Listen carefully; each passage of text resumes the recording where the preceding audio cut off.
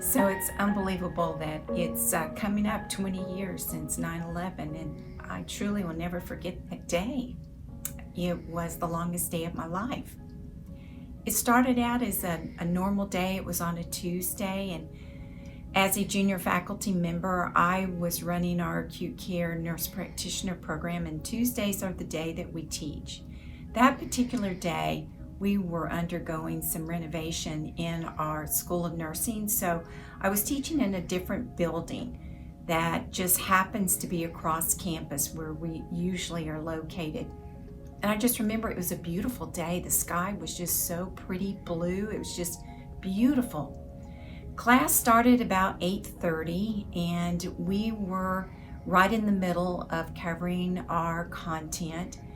And all of a sudden, there just seemed to be some noise that was happening in terms of a lot of activity going out on in the hall, and voices were getting louder. And we were looking out the window, and we were seeing students and faculty and staff starting to run across campus.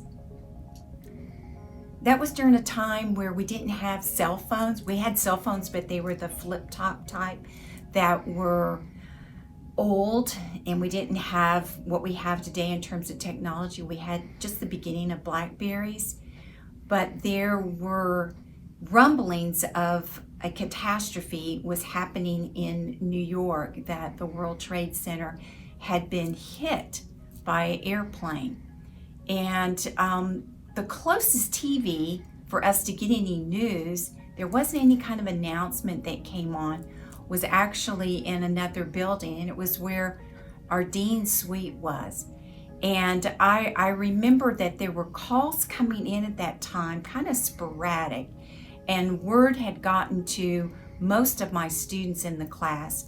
They were nurses employed at Georgetown Medical Center to get to the hospital immediately, that there was mass casualties that were expecting to come in.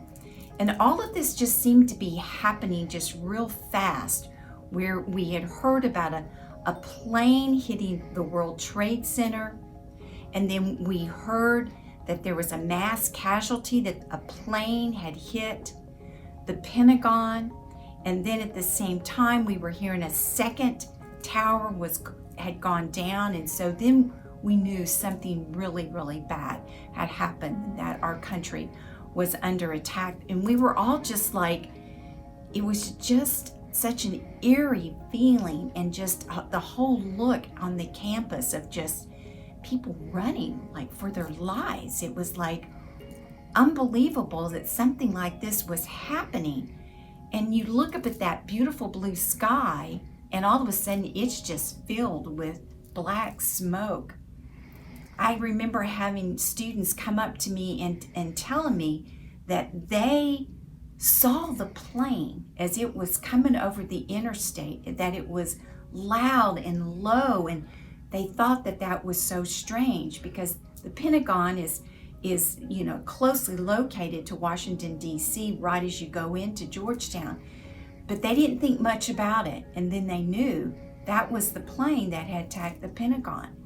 And I was just really kind of frozen, My emotions were all over the place because I knew I needed to support my students, and word was already out with the news that we were under attack, a terrorist attack. I had students that were Muslim. They were scared for their lives of what was going on and how this was going to impact them and their families back home. And the city was completely in lockdown, completely shut down. Traffic wasn't coming in, traffic was not getting out. So everybody was literally like walking back home. And I remember some students walking, our Muslim students, back to their apartment. And I was just like frozen because my husband worked at the Pentagon. He was a colonel in the United States Army. He was the Army Surgeon General, consultant for the Army Surgeon General. And I was just thinking, oh my God, was he hit? Did that plane hit him? Is he alive? And there was no way to communicate. The communication was completely gone in the city. It was shut down. You try to call and couldn't get a number, any line out. No lines, no calls were being able to come through. I knew our kids were probably scared to death. And it was just the longest day of my life, not knowing, if my husband was alive or what was happening. And in my mind, I was just running through all these scenarios. And in the meantime, trying to call our kids, and starting with, the oldest, going on down the line to our youngest. We have 3 kids and just couldn't get a line out. So there I was at Georgetown University, literally for 6 hours, just waiting at my desk because I knew I couldn't get out of the city. And during that time where I was waiting, just so scared, colleagues would come up to me and check on me because they knew my husband was in the military, just to see how I was doing. And actually, one of my faculty colleagues, her husband was on detail that day. He worked for the Secret Service, and he was on detail to Vice President Dick Cheney. And my heart just stopped when she came to me and she said she just got a phone call from her husband. And her husband said, I need for you to listen to me very closely. I need for you to go to the bank, take all the money out of the bank, go pick up the kids, get in the car, and take the back roads and drive as far west as you can until you hear otherwise. And I was like, oh my gosh, this is so bad. This is so bad. I was so scared, and it was just moments of just crying and just trying to, think through, what am I going to do? How am I going to find out if my husband's okay? And I'd already had it in my mind, I'm just going to start walking. I'll just walk to the Pentagon, or I'll just walk home. And I remember my associate dean at that time, who became one of my all-time mentors, Dory Fontaine. She came in and she sat with me and she held my hand. Her own brother was he was a chief of the fire department in New York City. So she was right there too, with just wrought with fear and worry. And so anyway, we just sat there and we just held each other's hand and we just prayed. And I kid you not, it was about 30 minutes after she left my office. She said, I'm going to just keep coming back and check on you, make sure you're okay. And I said, okay. And the phone rang. And it was our youngest daughter. And this is the daughter that, we never would expect her to be the one that would get through, but she was the one that did. And she just, was scared to death. And I just kind of went in that nurse mode, that mother mode, and just said, look, I just know your dad's okay. Don't worry. I just know it. He's out there and he's directing traffic, or he's out there taking care of the casualties. And the whole time I'm saying that, just knowing that she's just, scared to death. And I'm telling her, you call this one, and this one, and I'll call you back as soon as I can. And the phone went dead. We lost communication again at that time. At that time, a lot of my students were coming back that had been deployed to the hospital because we had heard there were not going to be any casualties. It was just not going to happen. There would not be any victims come in to get care because of the extensive loss of lives that happened that day. So I finally was able to leave Georgetown Medical Center at 5 o'clock. It took me 3 hours to drive 15 miles. I lived in Old Town, Alexandria. I took some back roads, but I got home and the phone call came in from my husband at 10 o'clock, and he told me he was okay and that he would be home as soon as he could.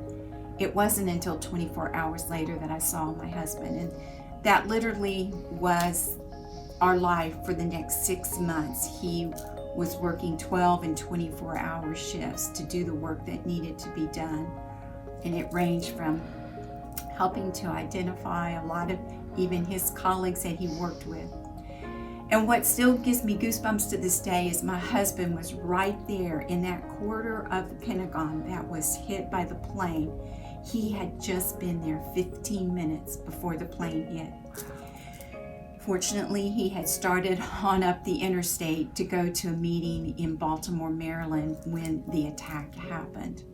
But it is truly a day that I'll never forget. It was a day our family will never forget. And every time I hear a loud plane that's flying low, I think, oh dear Lord, please don't let that be another attack.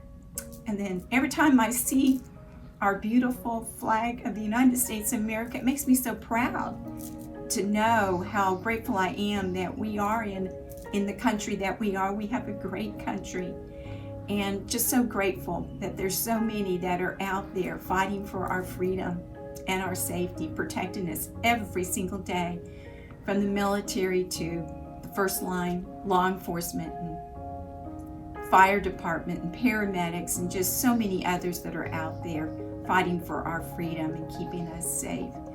And for my husband, he's always been our hero, always. And he always will be. He's our colonel, and we're just so proud to know that he has represented our country and has served at the highest level. And we couldn't be more proud, and so grateful that he's with us today. And it is a day that we will never forget.